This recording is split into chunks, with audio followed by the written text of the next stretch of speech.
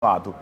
Ainda falando sobre essa área da economia, o FMI, o Fundo Monetário Internacional, cortou a previsão para o crescimento do Brasil de 5,3% para 5,2% em 2021 e de 1,9% para 1,5% em 2022.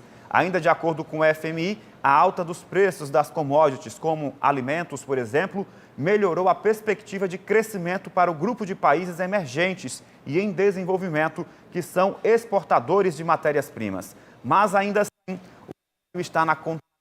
Para comentar sobre esse assunto, recebemos agora o colunista do GC+, Igor Lucena. Igor, muito bom dia para você. Isso, na prática, significa que o Brasil está desacelerando, é isso? É isso mesmo. Muito obrigado, Miguel. Mais uma vez é um prazer estar aqui. A gente está vivendo uma situação singular, né? Muitas vezes a gente tem debates entre membros do governo federal e também entre agentes do mercado financeiro sobre como será o crescimento do Brasil. E agora, com essas informações do FMI, o Fundo Monetário Internacional, a gente está tendo uma espécie de confirmação dos problemas do Brasil. Muitos agentes dizem, mas a inflação está acontecendo no planeta inteiro, Miguel. Isso é verdade. Mas, por outro lado, o Brasil sofre porque tem problemas internos que não resolvemos, como as reformas trabalhistas, a reforma tributária e também como problemas políticos, como nós vimos nos últimos anos. Por causa disso, quando a gente faz uma análise dos países emergentes, o Brasil está entre um dos menores crescimentos, não só em 2021, mas também para 2022, ficando atrás de nações como México, Argentina, Rússia, Índia e China. E o que é que isso significa na prática? Bom, de uma maneira muito mais direta, esses números revelam que o índice de desemprego no Brasil vai continuar alto por esse ano e também no ano que vem.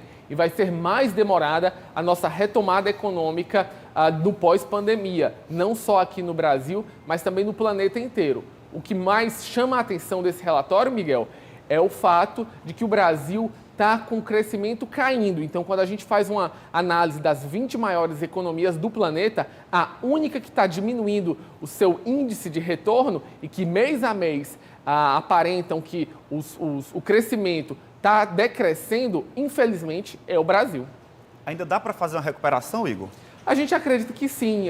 Essa inflação, por mais que seja negativo do ponto de vista para todos os países, o Brasil é um grande exportador de commodities, como petróleo bruto, a gente está falando também de minério de ferro, a gente está falando de aço, e esses aumentos de preços impulsionam uma parte da cadeia produtiva brasileira.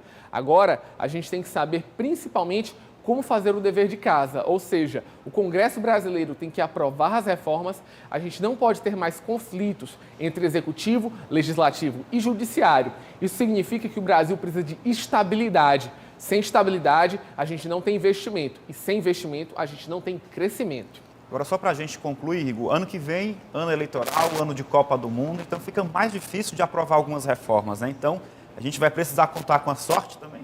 É um pouco de sorte, mas eu acho que é muito mais com um pouco de coordenação. Exatamente, ano que vem é um ano de eleição e a gente precisa de concentração. As reformas devem ser aprovadas esse ano que vem é muito difícil e, claro, a gente vai ter muita discussão política no ano de 2022.